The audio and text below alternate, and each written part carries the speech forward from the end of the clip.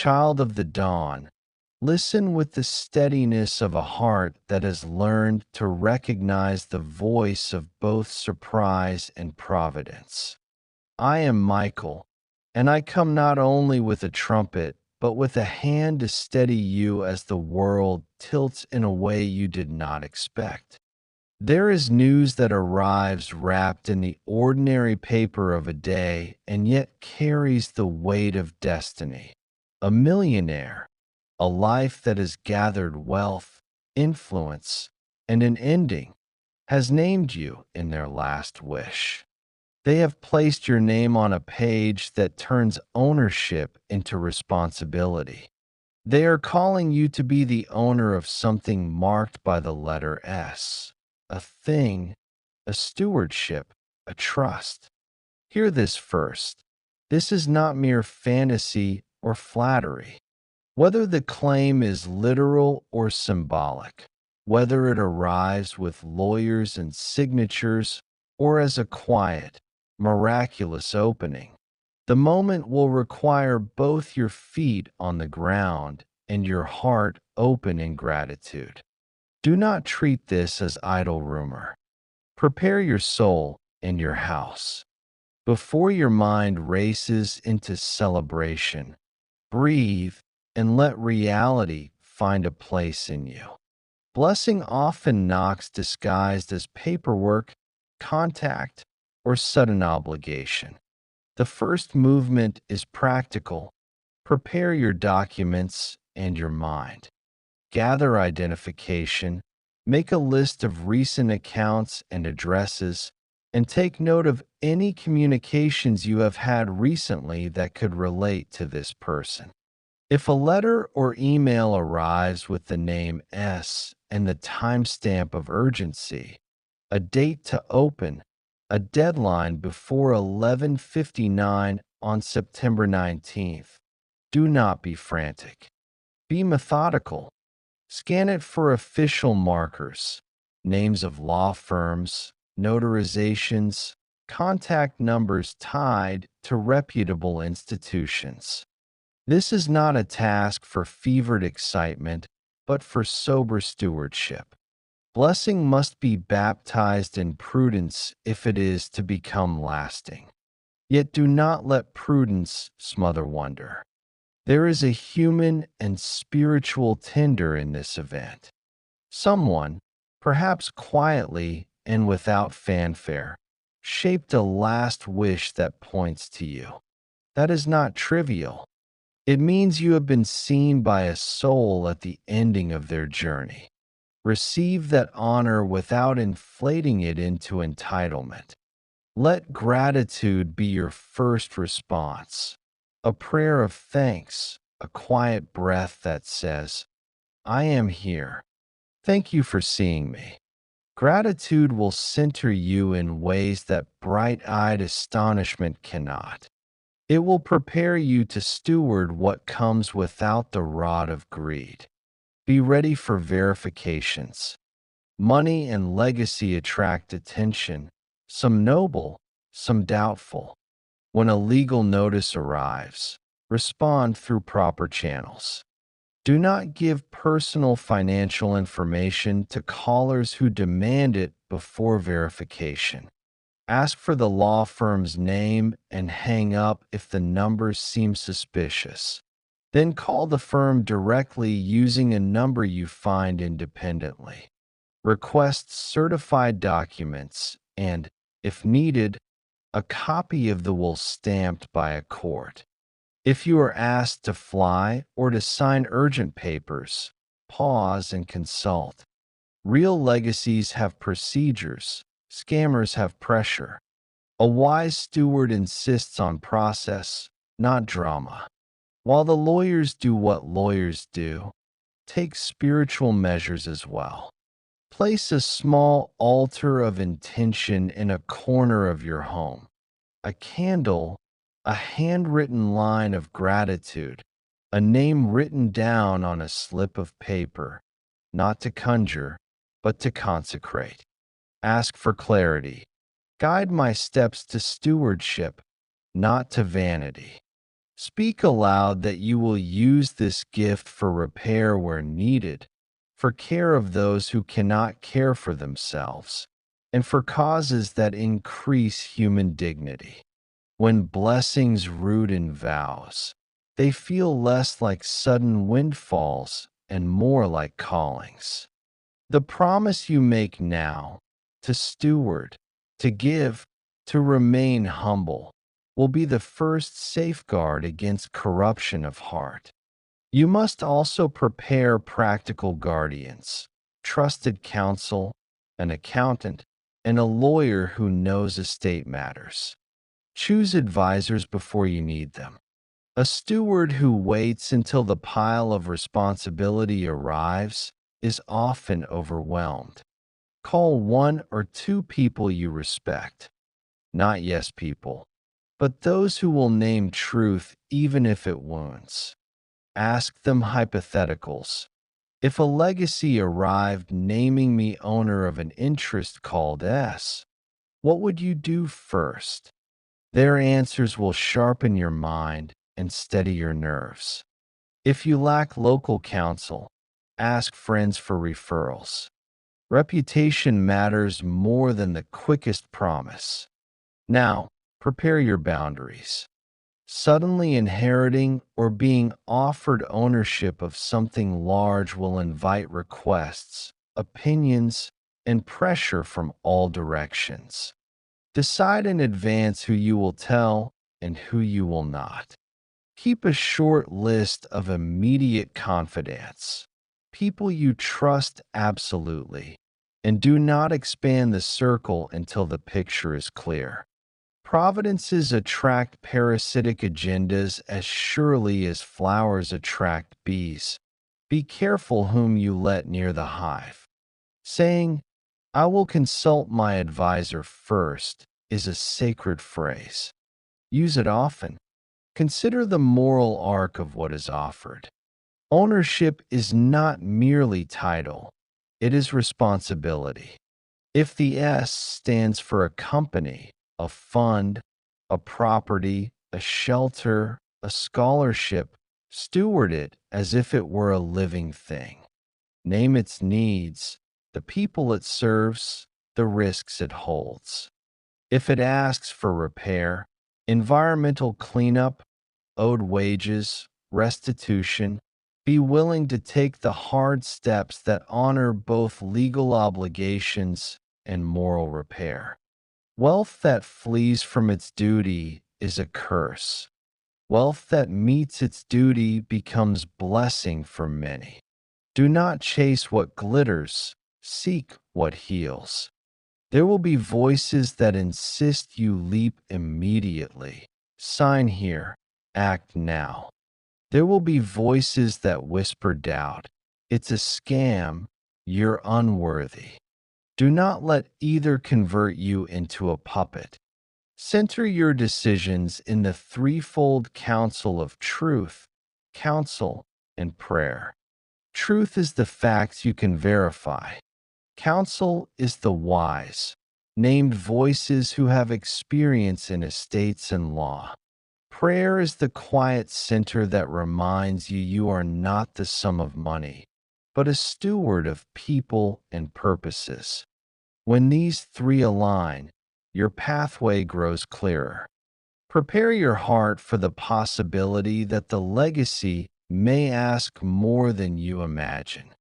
Some gifts demand sacrifice, moving, making hard choices, restructuring life. Imagine the contours of a life you might need to change, your daily rhythms, your relationships, your privacy. The offering may be a window and a workbench both, an opportunity to build and a test of soul. Ask yourself now, what would you be willing to change if this legacy required it? Your honest answer will be the true litmus test of readiness. Be humble about timing. The instruction to open immediately on September 19th before 11:59 indicates urgency but not panic. Treat the deadline as a hinge, not a whip. If papers require notarization and presence, arrange for it calmly. If the instruction is a spiritual nudge rather than a legal lock, then attending in prayer and preparedness at the appointed hour is your way of honoring the call. The devil delights in deadlines that produce haste. The Spirit moves through deadlines that provoke prayerful readiness. Keep your heart steady. Remember that generosity is the most reliable measure of a steward. If you become a steward of wealth or title, consider early acts of giving that are visible and healing. Pay what is owed to those who have been overlooked. Fund an immediate need in a community that matters to you. Establish a small, quickly acted fund to comfort people in crisis. Generosity does not require grand gestures first. It needs right-minded beginnings that set the tone. When the first acts are about repair and care, the rest of the work follows in that rhythm. Finally, prepare to be tested. There will be bureaucratic tangles, people who demand more than is fair, and moments when your stomach tightens. Meet them with patience and with a clear, written record of every contact, every document, every promise. Keep copies and receipts, and do not rely only on verbal assurances. A responsible steward becomes a faithful ledger keeper. Child of the dawn, this part one is your bedside counsel. Breathe, gather, consecrate, and prepare.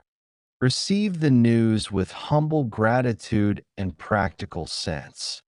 Build a circle of wise counsel. Guard your privacy. Vow to use any gift for repair and blessing, and allow prayer to steady every step. If the letter comes, open it with a steady hand and a grateful heart. If it does not, keep the posture of readiness anyway. Lives are often reshaped by preparation even before the visible change arrives. I am with you, steady, watchful, and tender, as the hours round toward that appointed time.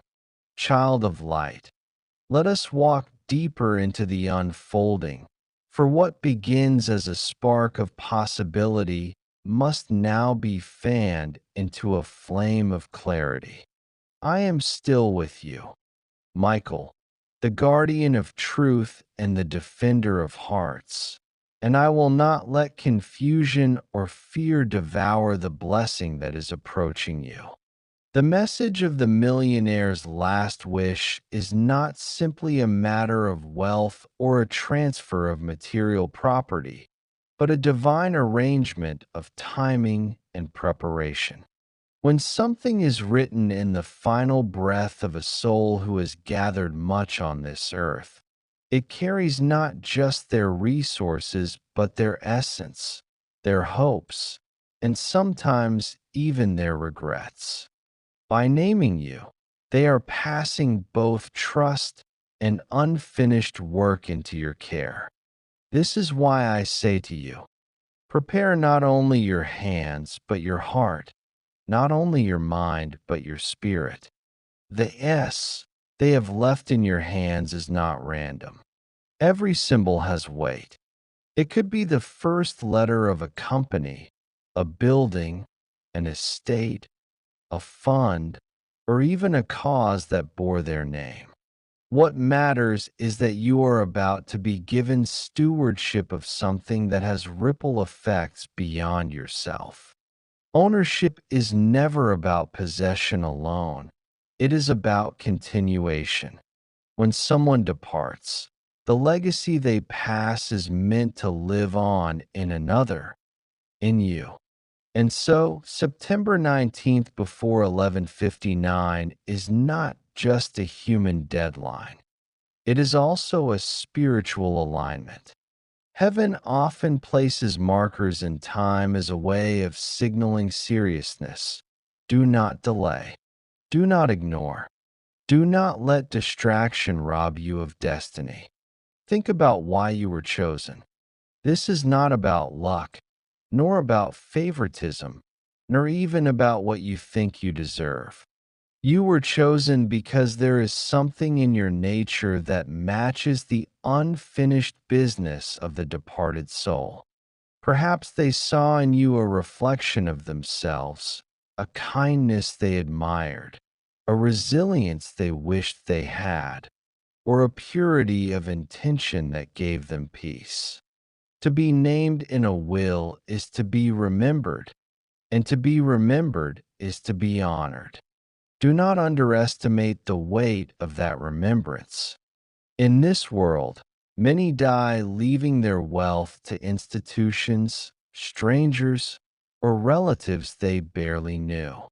For your name to be inscribed in such a sacred document means that you carry light that touch them in ways you may not even realize. Yet with honor comes challenge. Already, I see that there may be resistance. Others may contest it. Others may try to convince you that it is not real or that it should have been theirs. Others may spread doubt, jealousy, or even false stories to discourage you. This is why you must not waver.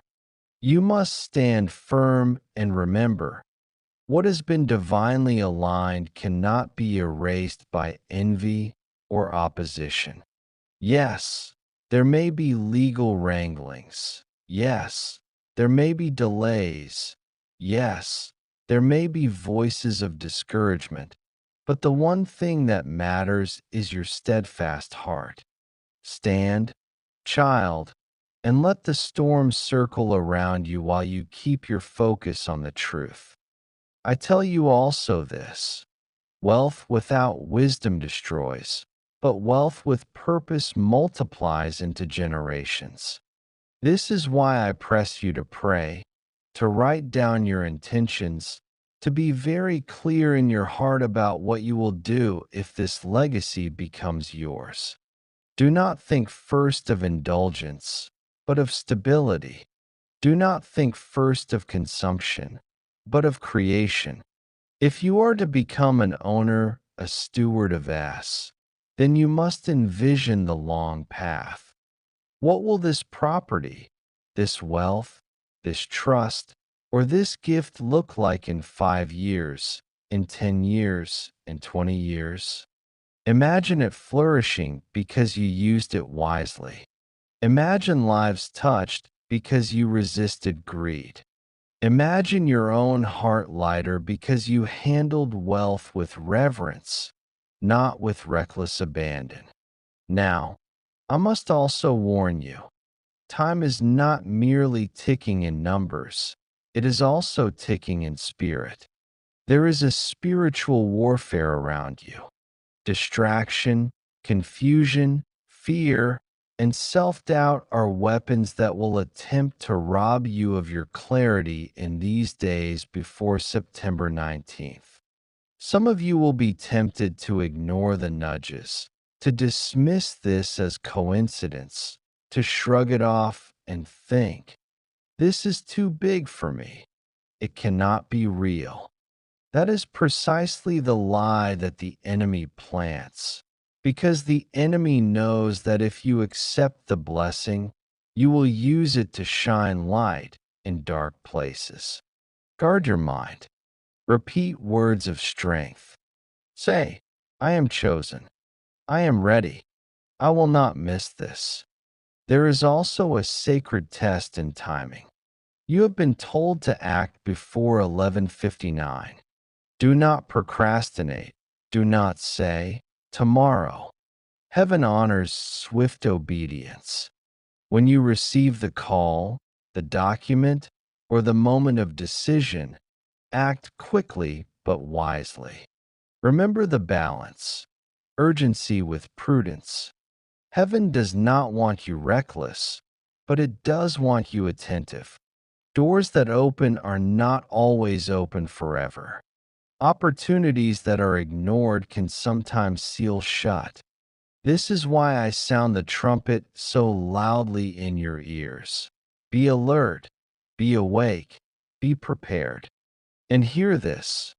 Even if part of you fears scams, even if part of you thinks this sounds too extraordinary, still prepare as if it is true. For preparation never harms you. Even if the door that opens is different than what you expected, you will already be stronger, wiser, and ready for the blessing heaven will send in its form. Do not let skepticism paralyze you. Do not let fear become your language. Walk forward with discernment, not with disbelief.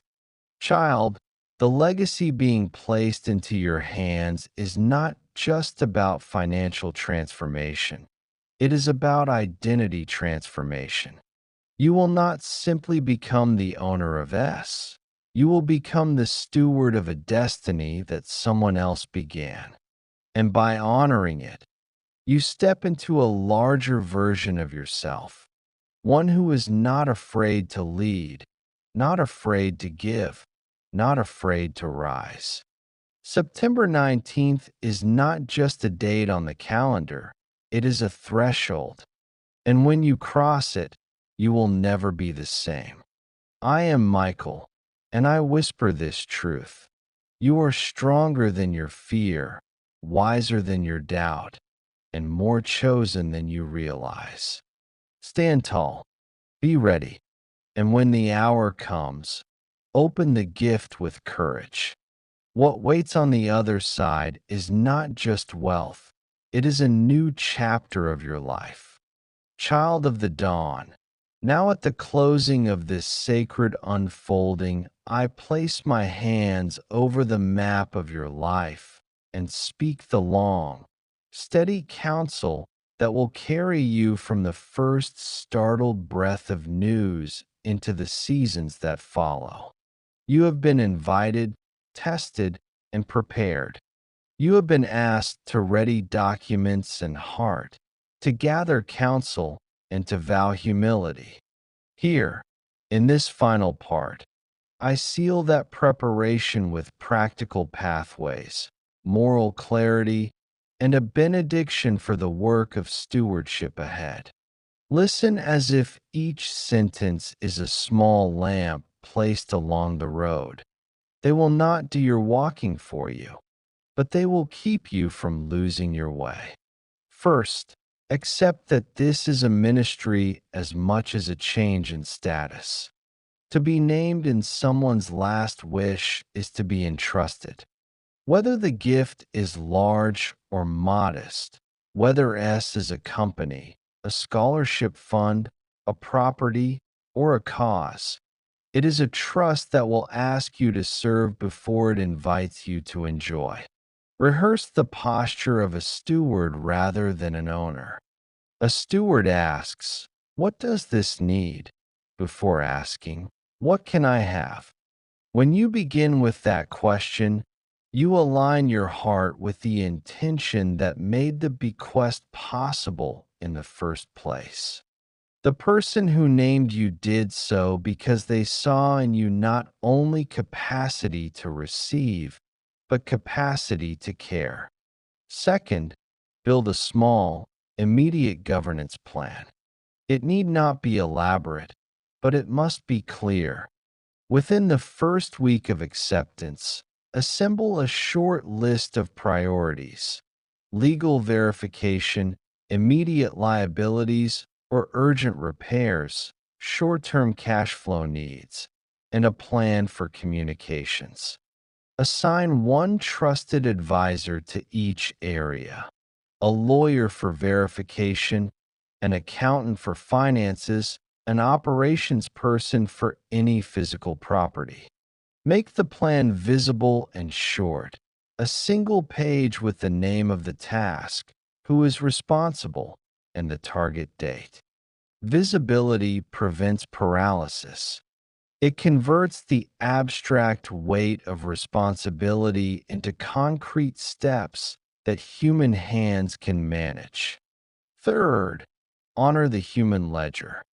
Legacy often carries not only assets but obligations, unpaid wages, old contracts, maintenance backlogs, unresolved promises. Do not let the size of the gift distract you from small debts owed to people. Make a list now. Who might have claims? Who has been owed kindness, wages, or acknowledgement? Begin with what is just. Small acts of repair are not mere moral niceties. They are the foundational plumbing of trust.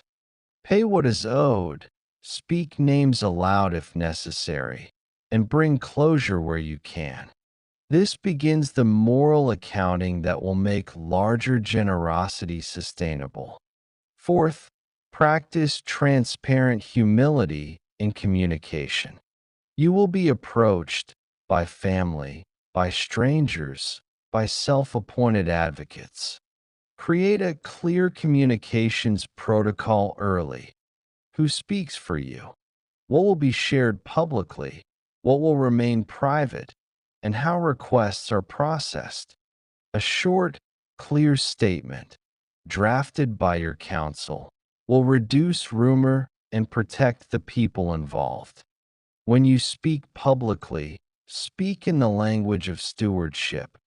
I have been entrusted with X. My first obligations are Y.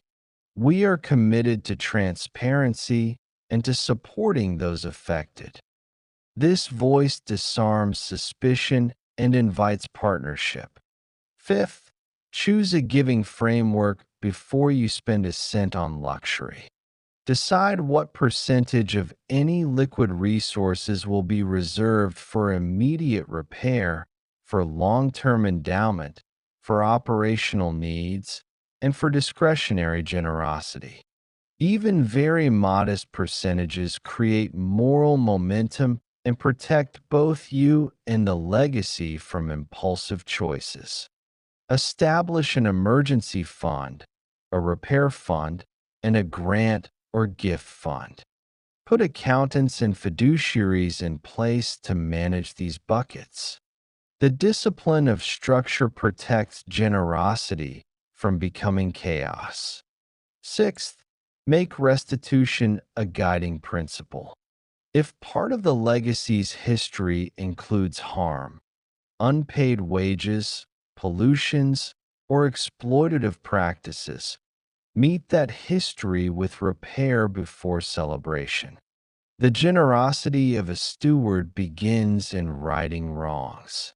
Public acts of restitution will not hide the past, but they will transform it. They will also align the legacy with a future that is more just than the past was. This is work that requires both courage and resources. Be ready to allocate both. Seventh, protect your person. Inheriting or being offered ownership will change how people see you. Some will seek proximity for noble reasons.